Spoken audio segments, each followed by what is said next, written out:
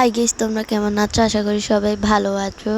তো আজকে হচ্ছে আমি মিল্ক আর ব্রেড দিয়ে একটা রেসিপি বানাবো।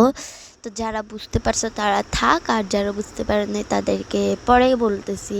তো এখন আমি হচ্ছে দুপুর শাওয়ার নেওয়ার আগে আমি মিল্কটা ভিজিয়ে নিচ্ছি।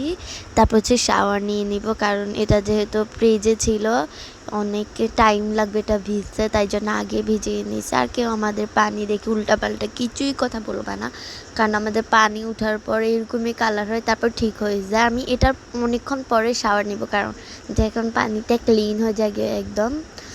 তো এখানে হচ্ছে আমাদের বারিন্দার দরজাটা আমি আটকে নিচ্ছি, কেউ যদি ঢুকে যায় আমাদের মোবাইল নিয়ে যাবে। আর যাই হোক, এখান দিয়ে কোনো অপশনও নাই ঢুকার, কারণ সব জায়গা দিয়ে আটকানো। তাহলে হচ্ছে আমি এখন আমাদের আলমারি দেখাচ্ছি আপনাকে, আর আমি চাচ্ছি আমাকে একটু দেখানোর জন্য। তাহলে হচ্ছে আমি খাওয়ার পরে হচ্ছে ব্রেডগুলোকে কোনা করে কেটে নিছি ত্রিভুজের মতো। হ্যাঁ গাইস, আমি আজকে বানাবো। আচ্ছা তাই, যাই হোক পরে বলতেছি। একটু আমার হচ্ছে মুখে দিয়ে ভুল আসবে, কারণ এই নিয়ে আমার 10বার বলা হয়েছে, তারপর আমার মুখে দিয়ে ভুলে আসতেছে।